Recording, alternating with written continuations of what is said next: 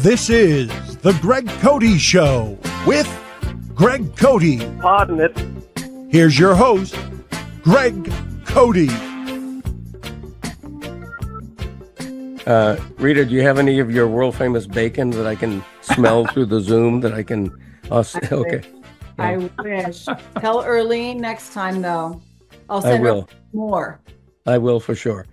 Okay, I want to get right into this because everybody has been hearing for the past week plus about the awful wildfires in the Pacific Palisades and elsewhere, but mostly that's been where the devastation is. And Rita, that's where you were raised. I mean, that's where you're from. Yeah. And I want to start before I'm finding out about how you two are dealing with this, because I know you go through something like this as a couple. But Rita, it was your house and it was your parents who were evacuated in an emergency basis. So I want to ask you first, how are they doing? They are doing exceptionally well considering. I'm just very fortunate to have parents who, I think part of it is because my mom works still, so she's in real estate and even at 82. And her first thought was, let me call my cousin who lives in Los Angeles, but more inland, find out if there's any availability in his complex. That was her first thought. As soon as they got to a hotel, once they had left the Palisades because it was mandatory to leave, and they had that forethought to be able to get organized. And I'm so proud of them because they have created already a little bit of a safe space. They'll be hopefully moving out of the hotel probably by maybe Monday or Tuesday. Okay. And that's all I want for them right now is I want them to have a place that they can stop, and if they want to just shut the world off, they can do that. And Right. that's, mainly for sanity's sake, for all of us. The key thing is they were able to sign a 1-year lease, Yeah. Before the floodgates opened and everybody was looking for someplace and now nobody can find anything. Oh, wow. That's great. Yeah. Rita, your dad is how old? My dad's 85. Okay. So physically, they're both fine. Amazing. What about emotionally? How is the toll on this? How are they dealing with it at that age? You've spent your whole life or 50 years in this house, and now it's obliterated. How do you possibly handle that? I don't think they have yet. I think they're so focused on, and I think purposefully keeping themselves distracted with purchasing of furniture and filling out the miles of paper that they have to fill out for insurance, for FEMA, for everything. So thankfully, our daughter is going to be out there.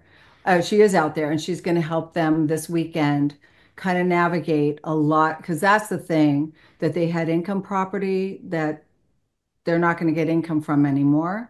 Yeah. So there's that. And I just think right now they're trying to stay busy, I think on purpose. I think maybe it'll hit them when we get out there next week. Yeah, nobody's been out to the property yet.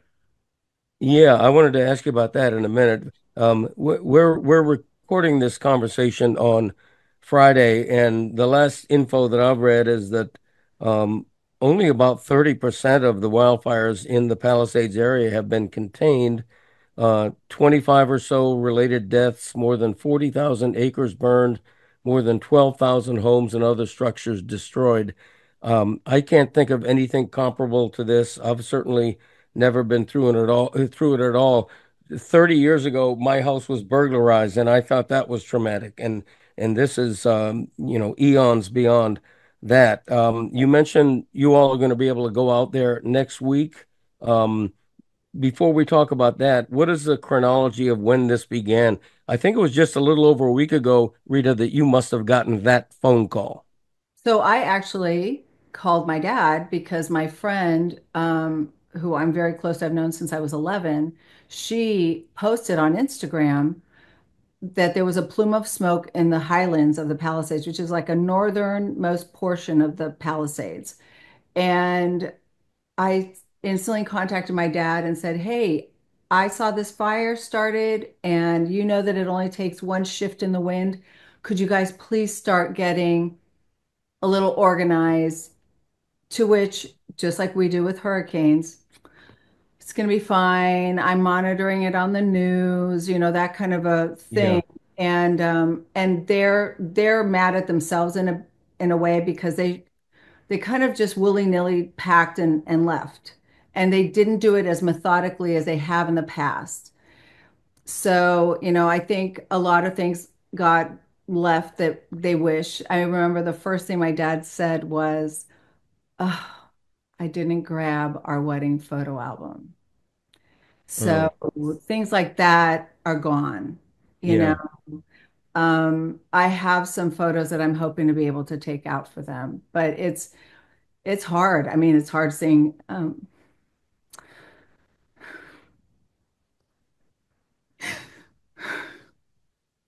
pictures of Yeah. my school and my church, my town, and it's a collective grief. So, growing up in the Palisades, I've yet to figure out why we are so lucky that we all felt we had such a charmed life. I'm friends with people I was in school with since kindergarten. I'm Yeah. 60 years old. We've been friends for 55 years and we're having this collective grief. And, people say so many neat things like, you can take the kid out of the Palisades, but you can't take the Palisades out of the kid. And Right. that was so true. Every 4th of July, we all loved to get together because The worst parade on I the think it planet. was the best It's parade the on worst the parade on the planet. planet. The Fourth of July parade in Pacific It Palisades is the worst parade on It the will planet. just that will just be a thing we will have to agree to disagree. But Okay. it's one of those parades where, of course, they ask the less busy actors to be our honorary mayors. So we've had everybody from Gavin MacLeod to Barry Williams, Peter Graves, Peter Oh, Graves, wow. a lot of, people that we know. yeah. Yeah. Old actors. Yeah, there Yes. you go. So when I'm yelling with my girlfriends, oh my gosh, it's whatever Brady, and my daughter's like, why are you yelling at that old man? Oh, wow. So it's just one of those traditions that you knew you could walk up and down Sunset Boulevard from basically Drummond all the way up to Via de la Paz, and you would run into a myriad of friends. And it was like our catch-up time.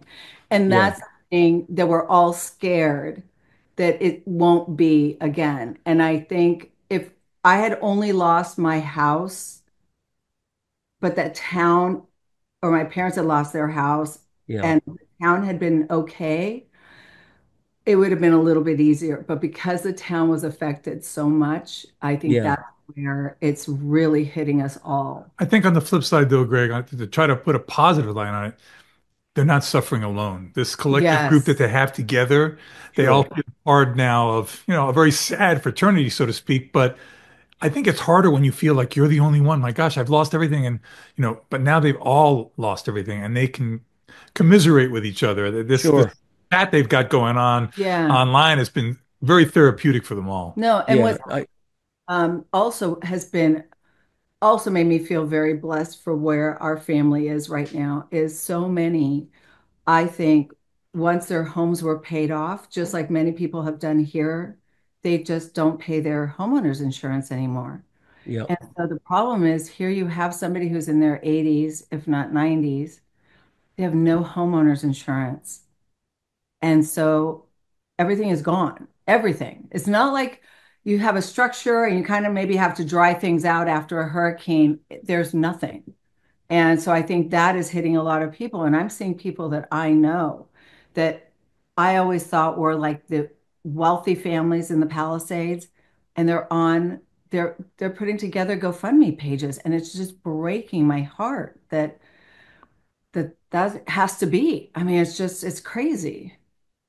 Yeah. And watching this from afar, I was amazed how this wildfire was moving like a freight train pushed by these enormous winds and everything, literally unstoppable. I mean, they're fighting it from the ground, from the air, and there must be, if you're going through all that, there must be an absolute sense of helplessness.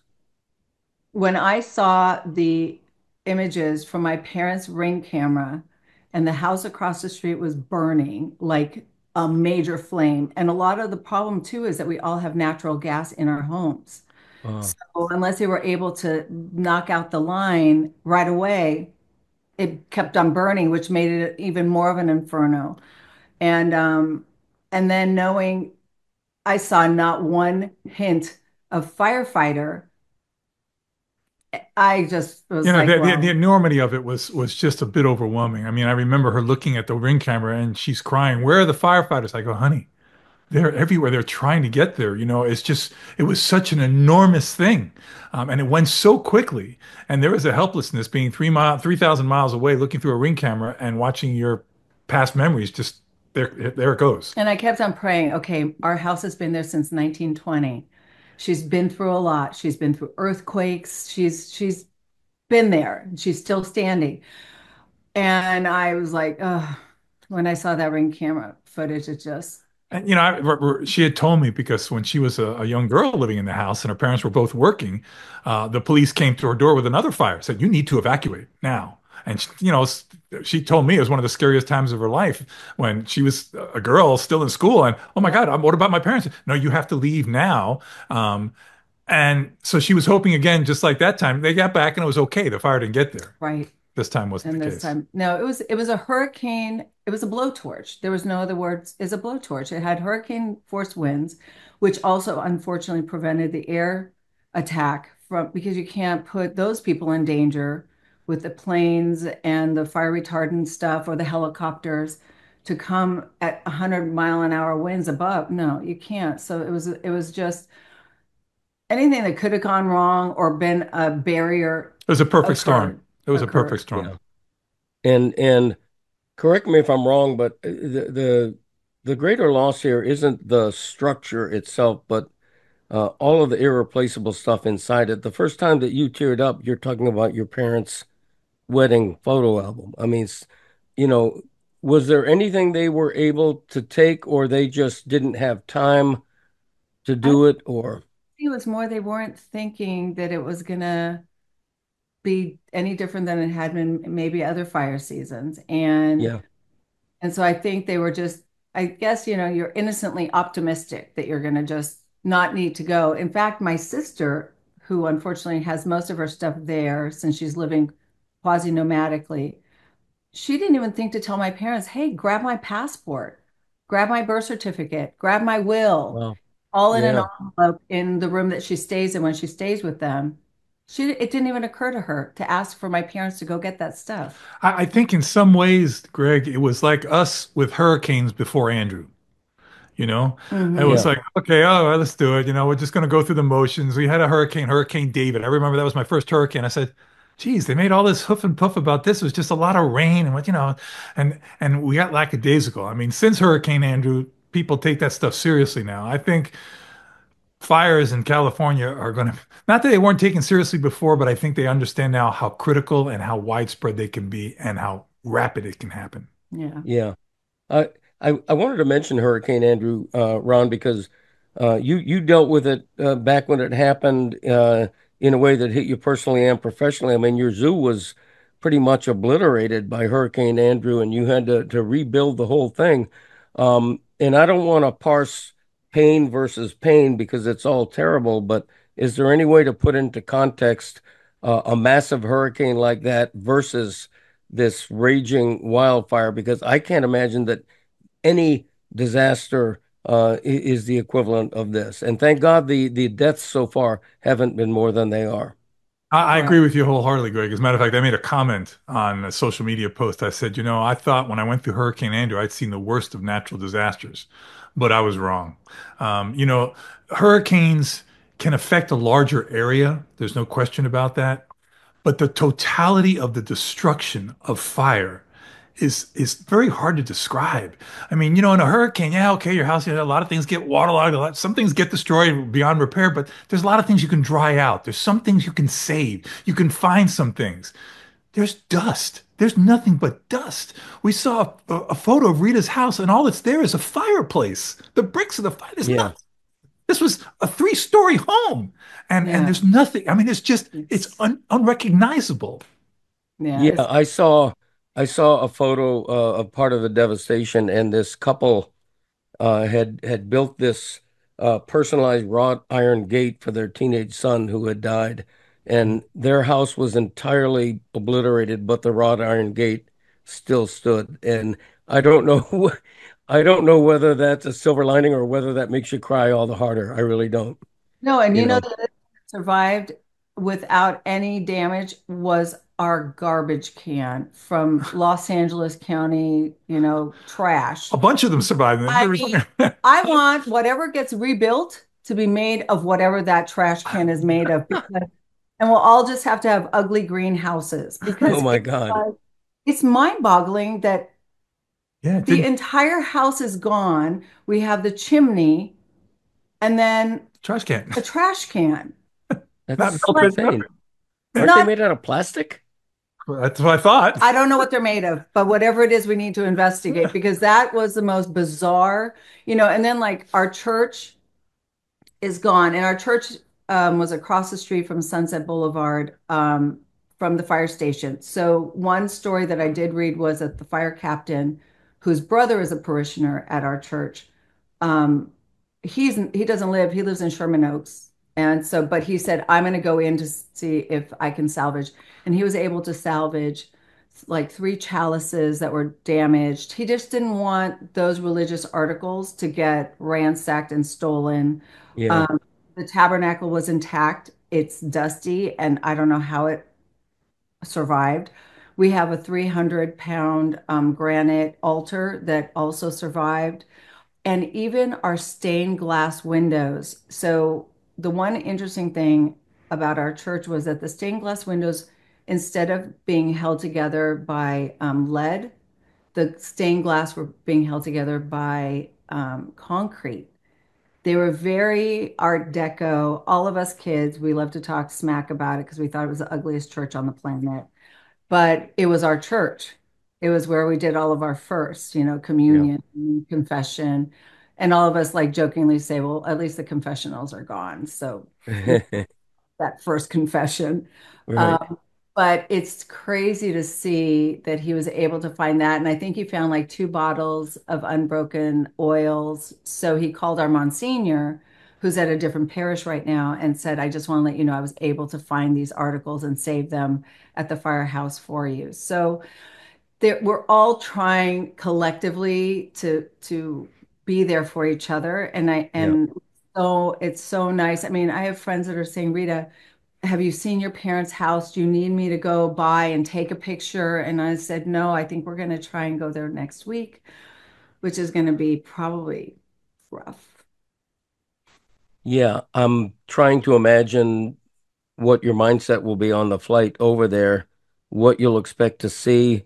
If I were being optimistic, I have to think that, and maybe I'm being naive, I have to think that if you're allowed to pick through the rubble, you may see something buried underneath that is intact, You know, we just something. Yeah. we purchased metal detectors. We purchased the hazmat suits and gloves and stuff to be able to sort through it. I don't know if we're going to be able to because authorities are still saying, well, we're not going to let you sort. We'll bring you to the property to see it, but we're not going to let Oh, anybody sort through it until we've gone through everything and made sure there's no hazardous materials. So okay. I don't know what we're going to be able to actually sort through, but we'll hopefully get up to actually look at the property and see what we have. And I can photograph it and document some things. Yeah. Um, you know, it's a roller coaster of emotions, Yeah. But like I said, this group that they have together, all of her classmates and friends from when she grew up, they're great. Like she went to a religious school that they all went to, and they sent a picture of the school totally gone. I mean, burnt down, and somebody put a caption on it that said, "Holy F," okay, and then one person responds and goes, well, I don't think Sister such and such would approve of that caption, Yeah. in a joking way. So they're We're Right. trying to find levity wherever we can because I mean, we were all joking about the first thing was dry January. Who decided we were all going to try dry January? That was Right. a dumb decision. So we're all giving each other a pass that we'll try it maybe next year. Yeah, Maybe. right. Because we all, that was They all need their drinks this it's January. just, this is what it happened. It was just so beyond, At, at beyond. the Yeah. end, Oh, great. What I tried to explain to Rita, Rita's, of course, listen, I've been very fortunate, have had many celebrations in that house, traveled there many times over the years. But Rita, of course, is much more attached to it. But what I tried to get her to understand, and I think she does understand that, is that, listen, we're so fortunate her parents basically, even though her mother was still working somewhat, they're basically retired. Both of their children are out. They have their own careers. They have their own lives. Think about these parents that are there with young kids. Yeah. And what are they doing? Their schools are gone. They've got to go to another school. They've got to translocate. A lot of them are working out of a shelter. Now, this is the Pacific Palisades. These are people who are used to nice comfort and such. And it's not that they're working out of a shelter, not necessarily because they can't afford something else. There's nothing there anymore. Everything's grabbed up, you know? And how do Yeah. you explain this to your kids? And there's no grocery store, there's no post office, there's no gas stations, there's nothing. And so many people lost their cars. Her parents at least got out with both of their cars, even though her sister's car got burned up in the house. But, Right. both of her parents got out with their cars. I mean, if you look at some of the video, I looked at a video the other day and I saw in succession, I saw like an Aston Martin, a Tesla, and a Bentley just burnt to scrap and bulldozed off the side of the road. I'm thinking, wow, this is just, it's beyond. The word that has been used is apocalyptic, and it's the first time I think the word really applies. Yeah. No, it does. Yeah. I Um, mean, some of and those photographs look like a war scene. Exactly. It looks like an atomic no, bomb and went so off even there. if your home survived, which one of my friends, Christina, the one that my parents evacuated to her home, um, the house is there, but you have no water, you have no electricity. So those are the homes that I worry about being looted because there's actually something to loot. And my parents, maybe not so much, but her house, she can't even go back to. So they do still have to find, so even if your house survived, you still have to find alternate housing because there is no town. So And, there's and, Yeah. nothing, there's nothing. So even though you're okay home wise, but you're still displaced because you cannot go back home. You can't. And I mean, maybe those people can go back to go retrieve clothing and things that my parents don't have right now. Um, but you can't live there. the, So the, you're the still fact the finding, fact is, it's almost a curse that your house survived, yeah. because now you can't claim the insurance. I mean, you could probably claim a tax break because the value is going to go down because there's no neighborhood. But what do? You can't live there again. You're by yourself. There's literally, it's like one house and then 100 around you gone. You're in a dead to have Wow. to live there and look out your window every day and look at that. Come on. I mean, Yeah. even when utilities come back, you're literally a tree on an island by yourself. Right. Plus, Yeah. it must be literally unhealthy to remain there amid Oh, all of air that. quality is terrible on top of it Oh, all, you know? So right. it's one of those things where there is no, there's no upside yet. And my only hope is that, and that's the other thing, is that our hometown never ever had fast food. It was always mom and we never had a McDonald's. I don't know how Panda Express managed to weasel their way in, disparage Panda Express, but when I came home one time, I'm like, Panda Express, that was weird because normally it was like, Mary and Joe's diner or a New Mexican restaurant or It was a Italian. village. It was It a was a village. It village. really was. Yeah. And so you really didn't have high-end stuff. And you couldn't build tall buildings there at all. There was a Right. code. It really maintained that town, that And I village think feel. that's also what we are worried as the collective worry is that we will buckle to developer dollars who Yeah. promise them I can rebuild this in a year and you'll be able to be up and running, but you got to let me build a 20-story blah, whatever. And Yeah. that is what I think all of us are so nervous about because we really want the footprint never changed in my hometown for all of my life, all 60 years. I lived Yeah. I lived in the Alphabet Streets, which are part of the obliterated, gone part on Galloway. And then when I was turning 10, my parents, we moved in on my 10th birthday to the home that they presently lost. But every time I went home, even though maybe my address had changed, my town was always the same. It had the grocery stores were the same, the cleaners were the same, everything was in its place. So now this is, I think our concern is that developer dollars won't respect what was because they want to be able to make it into I don't know, a smart city is what they were Yeah. saying. Because Yeah. now So, the Olympics are going to come in 3.5 years to LA, the desperation to get normal back quickly. yes. That's my big worry. Yeah, I totally understand that because you're concerned that the Pacific Palisades of your memory that you cherish will cease to exist forever. And, that may prove to be true. There's so many negative things that compound this kind of a situation, problems with insurance companies and price gouging on affordable replacement housing. And then you read about the incidents of looting and everything. It's a test of the human spirit. Like, how do you remain optimistic? How do you smile through this? And I want to tell you one example of something I saw, and I thought of Ron because whenever an animal is involved, I think of Ron, and I mean that as a compliment. This dog was missing in the wake of the wildfires. This house dog was missing for 5 days, and it was reunited with its owner. I don't know if you all saw this video or The not, guy screaming but and crying. he was crying. He was breaking down that the dog he probably thought he'd lost in a fire, he was reunited with. So I guess among all the rubble, I guess there are little signs of uplifting. You have to look at for those little nuggets of optimism or happiness or whatever you want to call it, because I know I look at where my parents are.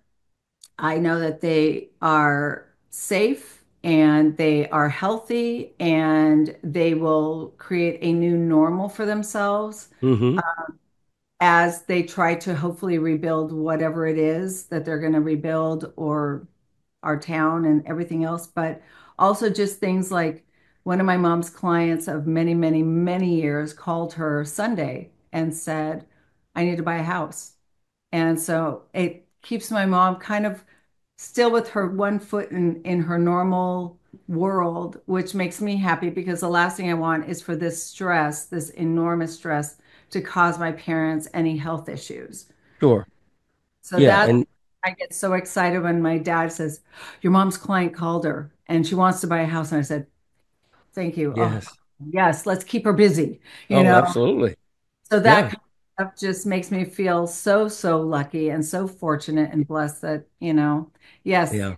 when I see the house and when I see what's gone, I think we're all, I don't know. It will be very traumatic. There's no question about it. But that's why we wanted to be there. We didn't want them to go to the house by themselves. Yeah, Yes. for sure. Be there with them. So Absolutely. Well, that's what family's about. And I can speak from some experience having been married so long. When you go through times of trouble, that's when strong marriages feel the power of a strong marriage. And, Ron, you lost your mom not that long ago, a year or two ago, and Rita was there for you. And now you see what she's going through, and you're as one dealing with this. And I think you can gain some power from that, a sense of we're in this together. And no, we feel very, listen, Greg, I don't deserve all the luck I've had all my life. So I look at this and I said, listen, they're both safe and they're healthy. Uh, you know, uh, a much worse phone call is, listen, your dad's been in a horrible accident or something like that. Right. sure. Yeah, At the end of the absolutely. day, that's what it is. And Yeah. go on from there. These are all things. These are all things. They're memories. Yes, we lost some treasured memories, but we didn't lose them from here. Yeah, Yeah. for sure. Yep, for My sure. mom Absolutely. was so cute. She's like, just think we can create new memories. And she says, and you and your sister don't have to rifle through all of our junk when we die. And I went, okay, Mom, I guess that's a Well, little silver lining, well, and you know? there's a lining to that because we did that with my mom. I mean, when we went to my mom's house, I go, "Oh my God, all of this stuff!" It was just overwhelming. It Oh, was. yeah. Mom kept everything, Greg. I was like, "Oh, Mom, why'd Yes. you keep this stuff?" Yeah, So, I can relate because I'm the hoarder. So I can yeah. relate. Hey, Mom tried to spin a little positive, which made me happy to think that they were sort of still normal. There was a that's little, great. yeah, there was. So that made me That's happy. wonderful. Well, you're a strong family that is getting through this together, and I really appreciate you two sharing this because I really wanted to humanize and personalize because when you're just watching on TV from the across the country and you don't know anyone directly involved, I think maybe you have a tendency just to pass it off. But this is an extraordinary one of the catastrophes of all of our lifetimes, and to personalize it and talk honestly about it. I really appreciate that. Oh, you're so Well, we sweet. appreciate you, We Greg. love you You're one of the and your best, wonderful wife. one of the best storytellers I've ever known, and I'll never hesitate to share a story with you. I appreciate that. Thank you both. All right, You're man. welcome. Say hi to Arlene Take for us. We'll save care. you some bacon. We sure will. Thank you. No, you won't. You're just teasing me by saying that. All right. See you later. Bye-bye. All right. All right. How do you figure out how to turn that off, Ron? Can you do I it? got it. Here you go. Leave me.